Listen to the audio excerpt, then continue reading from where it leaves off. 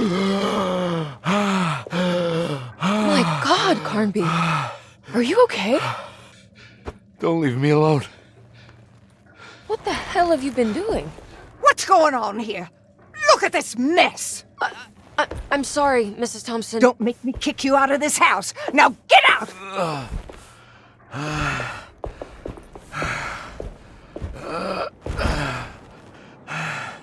Hey, Detective. Mr. Carnby. I'm really worried about you. I'm okay. I just need to catch my breath for a moment. This place? There are some very disturbed figures around here. And I don't think it's just the patients.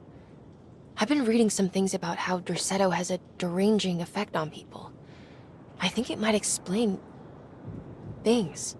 What? Just take it easy, okay?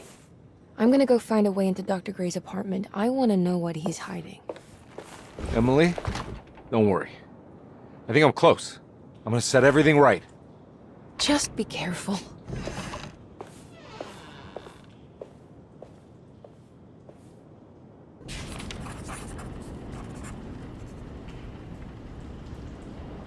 Carnby had run their car off the bridge. He pulled Grace out of the sinking car, but left her father to drown. He could have saved him. There was time. He just chose not to. Instead, he took Grace back to New Orleans and collected his paycheck.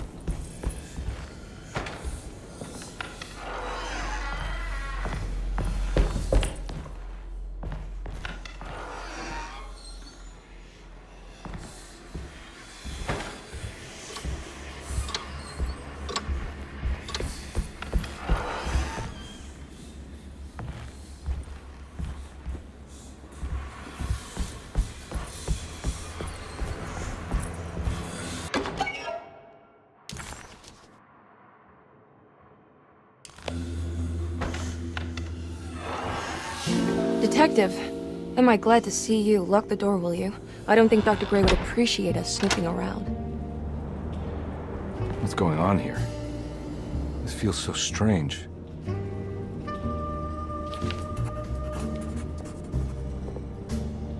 Detective Carnby felt removed from himself.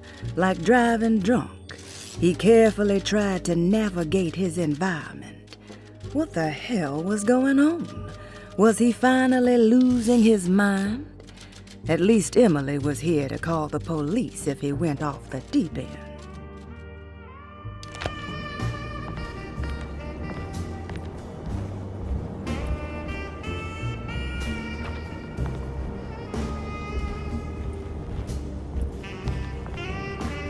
Have you found anything? What? Yeah, I've seen some things. Okay. Let me know if there is anything you want to talk about.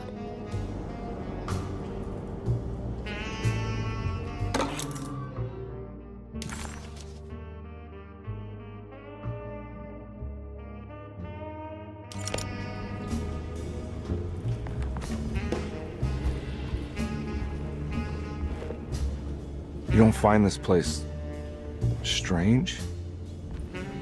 Derceto is certainly one of the stranger places I've been to.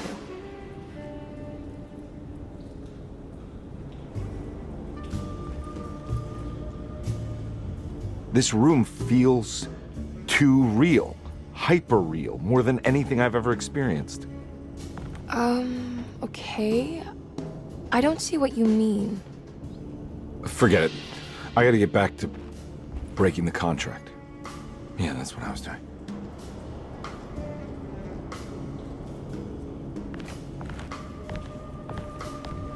There's a book missing.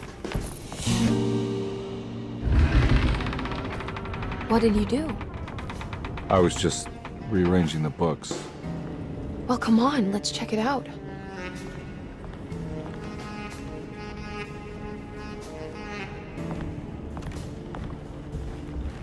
think I'm beginning to understand. Dr. Gray is dealing with some kind of mass delusion.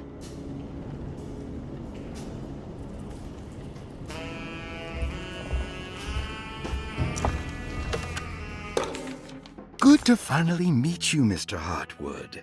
I'm here on the behalf of your brother Philip. You were expecting me, weren't you? Yes, you're from Derceto, no? That's right. I just wanted to ask you a few questions to see if there is anything I can do to help you and your family. Okay. I understand you're full of imagination. You make up a lot of things. I suppose. And you obsess over them, blurring reality and fiction. Sometimes. Do you want to tell me about the Dark Man? No, I don't. That's all right. Perhaps there is something else you can tell me. Something you know to be made up, but you hold dear. Juan? John? Who's John? No, Juan Luis Jorge. Oh, wait there a moment. Here, take a look. Is he... Oh, he is the author. It's a magnificent book. Life-changing even. The real Juan is long dead, but I like to think of him as my friend. My most beloved friend. I see. Do you often do this? Fantasize about people you read about? No. Well, there is Jacob. Who is Jacob? Turn to the last page. Oh, it's a newspaper article. The Prisoner of Ice, Jacob van Ostadte. Is he also your beloved friend? Oh, no, Doctor. Not at all. He is the fire that fights fire. Yes, I think it's clear your overstimulated imagination, this mania, needs to be tempered for you to live a normal life. I know your family calls it the Hartwood curse, but I want you to know that there is nothing supernatural about your condition. It's all inside your head. And with that, I'm very qualified to deal with. In time, you will be cured. In time. Yes, in time we will exorcise all your demons, all the dark men. Yeah! Please, Mr. Hartwood, calm yourself. What happened? Oh, don't you worry your little head about it, Miss Hartwood. Your uncle and I just had our first breakthrough.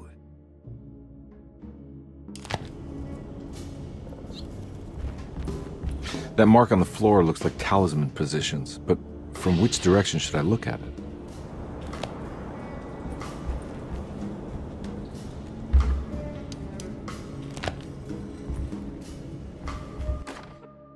The Snake Dagger, a monograph by Yael Klein. In Ludwig Prin's book on pagan rituals called The Mystery of the Grave, as translated by Nicholas Vachy, there are several references to a sacrificial dagger called the Snake Dagger. It has long been thought of as a poor translation of the original text, that it would be more appropriate with worm dagger from the Latin vermis cultrum. This seems natural following the recent consensus that the original title of Prin's book, De Vermis Mysteris, should literally translate to the mystery of the worm. However, this would take away from Vachy's great effort at translating the underlying meaning of the words and revealing several cultural beliefs. While Prin certainly was using the term worm as a symbol or synecdoche for death and the dead, which is made clear by the contents of the book, in the case of the dagger, we shouldn't be too hasty to dismiss his translation. Reading through Vachy's correspondence with his patron, it appears that he had more than just the Latin text at his disposal. Vachy had dug up Prin's living relatives and uncovered several cross-referenced historical texts and an actual snake dagger. The dagger was dated to the early Middle Kingdom of Egypt and had such a clear shape of a wave that Vachy considered calling it the sinusoidal blade. Knowing the full story, It seems prudent that he chose to translate it as snake and not worm. There are several reasons why this choice of word helps us understand the pagans that Prin's book attempts to describe. The symbolic value of the shape becomes more apparent when reading about the use for the dagger. In the passage of possession and exorcism, we find the snake dagger poisons the poisoner within the victim and is therefore pacified. Where the literal text would tell us that the worm dagger trumps the demon possessing the victim, it tells us nothing of their reasoning, only that somehow this dagger wins against the demon, like it had the better hand in poker. Vahi's translation allows us to follow the underlying logic to the ritual magic that is being performed. Poison the poisoner sounds like fighting fire with fire. That to hurt the demon possessing its victim, the priests would have to fight back with a power that is known to the evil they are fighting. The snake dagger is therefore not only a good way to describe its form, but it also helps us understand how it could be thought of as a useful tool for exorcism. Finally, it also helps us understand their relationship to lunacy, that it was thought of as something poisoning the mind rather than controlling it. What is also interesting to note is that the possessed are always considered poisoned in their head and not their heart. The snake dagger always went to the eye of the possessed, leaving them partially blind, if they had the good luck to survive.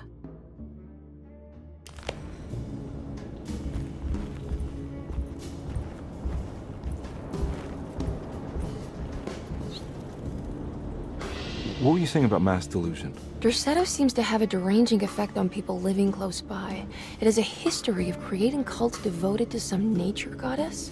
Even the name Derceto refers to the cult existing here before the Civil War. Derceto was the name of an ancient fertility goddess worshipped in Syria. Dr. Gray and his friends, however, seem to prefer the black goat of the woods with 1,000 young, or Shub-Nigroth. And that name can only have come from my uncle's twisted mind.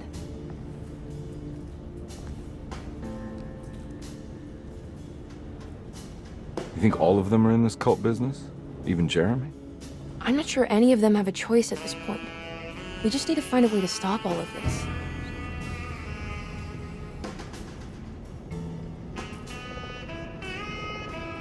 I've been so busy trying to free your uncle from the promise he made to the Dark Man. I guess I kind of just let everything else go. Don't worry, Detective. I feel like we're close. I'm sure Jeremy will turn up. If he is part of the cult, he wouldn't want to miss the Feast of St. John. I just need enough information to make him see the truth. I hope you're right, but I doubt he'll show up. Not as long as the Dark Man's got him hiding.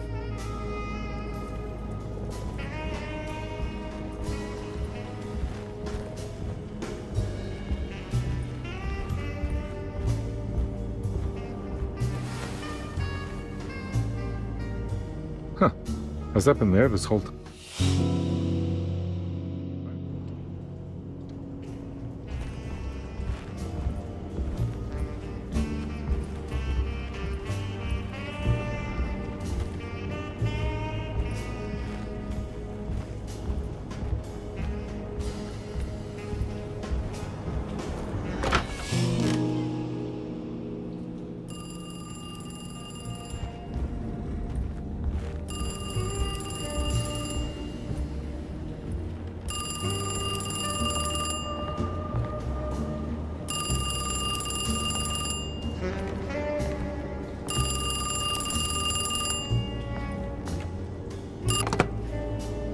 Hello? Detective Carnby? Who is this? Jeremy? Jeremy is with the Dark Man. You can't save him. Well, I've done everything he wanted so far, and there's just one more thing on the list. I expect him to keep his promise and return Jeremy unharmed. Get out, Detective, while you still can.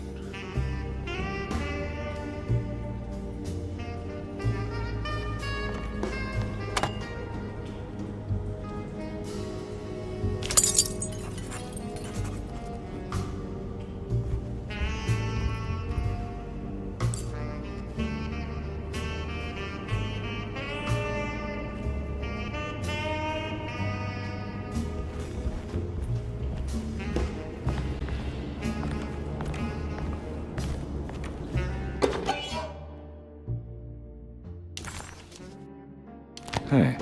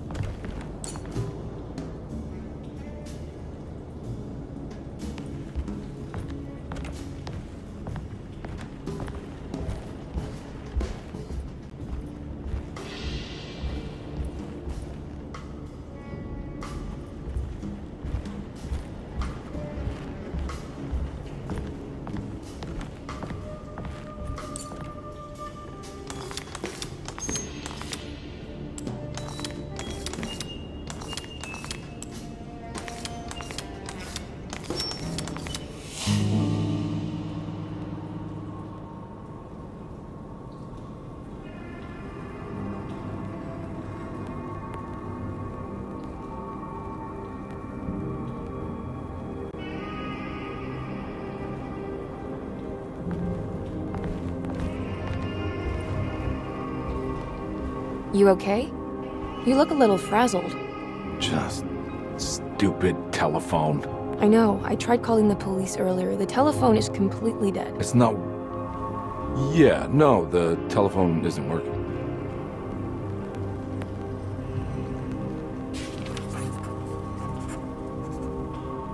Detective Carnby was worried Emily could tell, that she could see the madness written on his face. But what if he was the only one seeing the truth? Could that still be the case? If only he could find evidence that would make her understand that he had seen beyond the veil, or at least something that would show her he was worth the money she was paying him.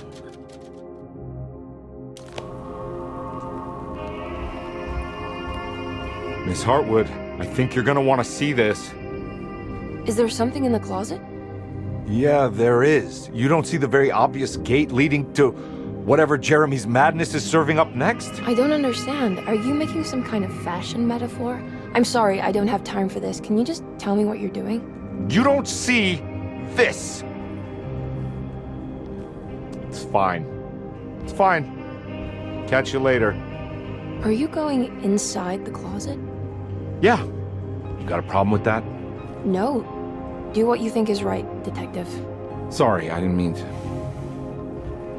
Goodbye, Miss Hartwood.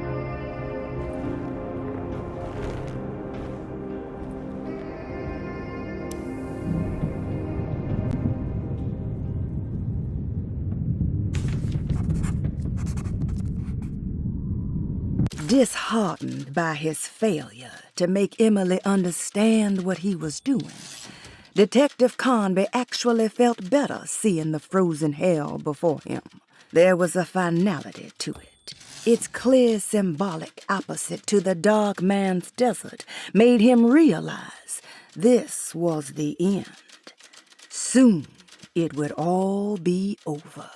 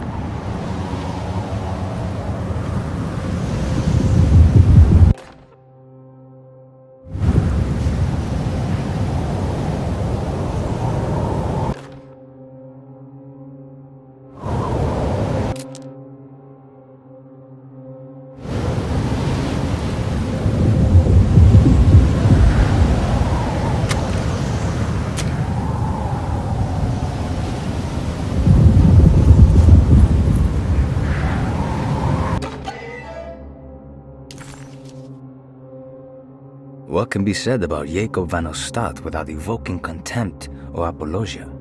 The first piece of information is the obvious. He is not the explorer Jeremy idolized in his youth, but the figment of his imagination. If you want biographical facts, I am not the one to answer such questions. In the case of Yermi, he is a guardian of imagination, or rather a persona appointed the role of containing a self-sabotaging mania. However useful Jacob once was, his loyalty to Yermi has slowly been replaced by fanaticism. Like a firekeeper who has for decades been burnt by his own sacred flames, now does what he imagines the fire wants. Yermi has lost all control over Jacob and suffers greatly because of him, but is admittedly also still invigorated by his labor. In the plainest of words, Jacob keeps Yermi sick so he can remain Yermi.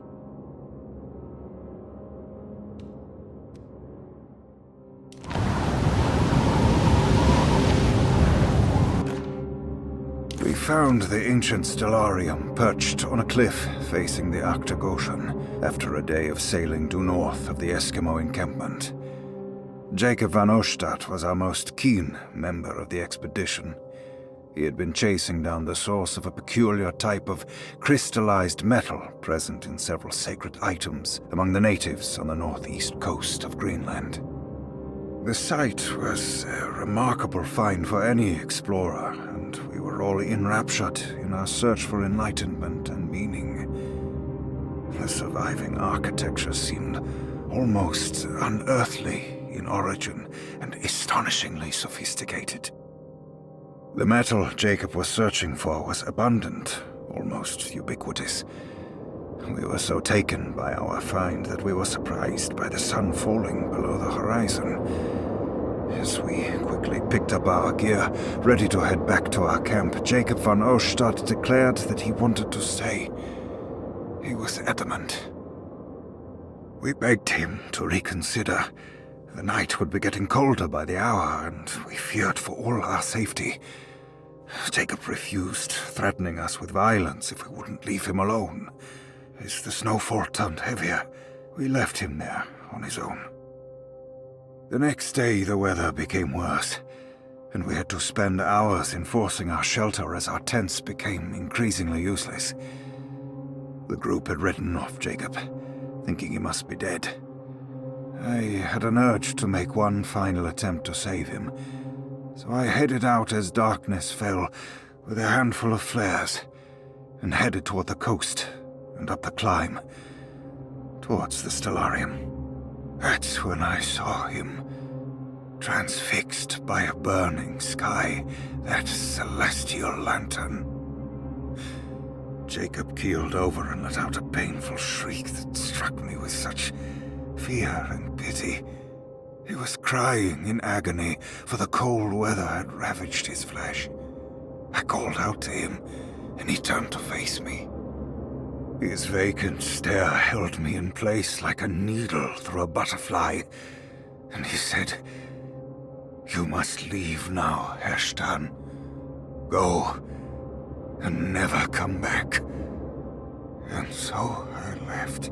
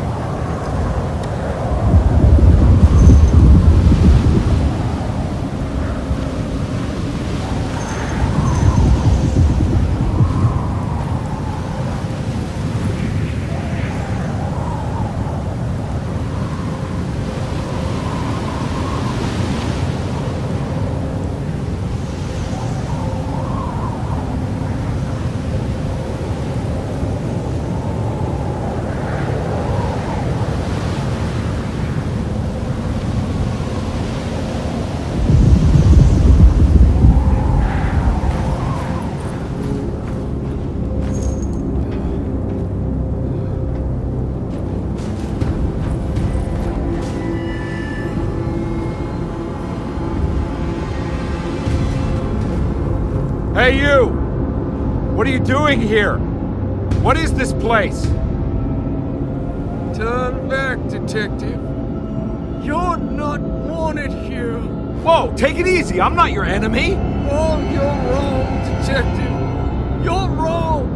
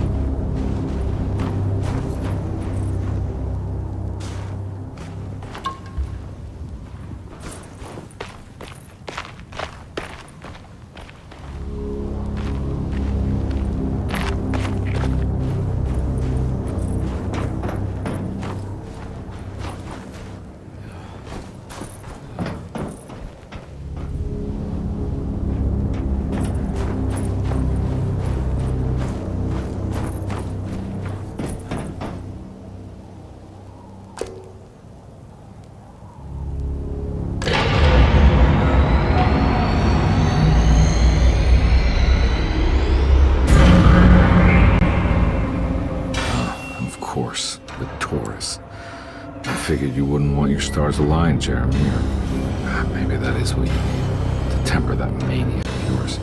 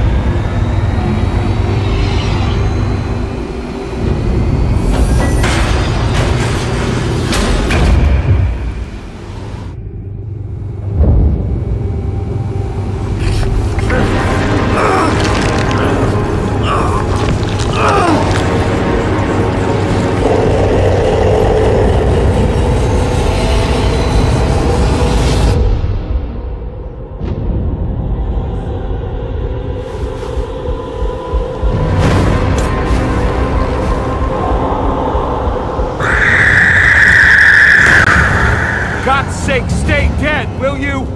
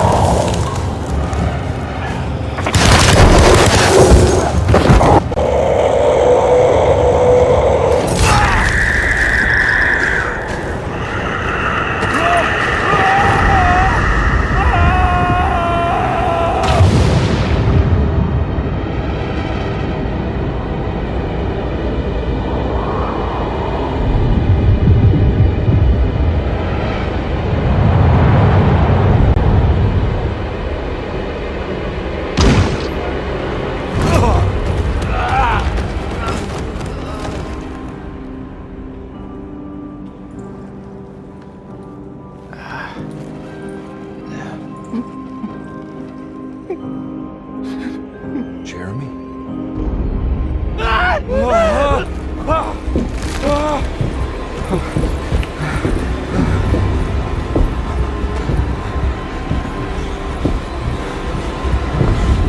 did everything! Aren't you happy? Stupid charlatan! What more do you want from me? You want me to lose my mind? Oh, my lord! Dark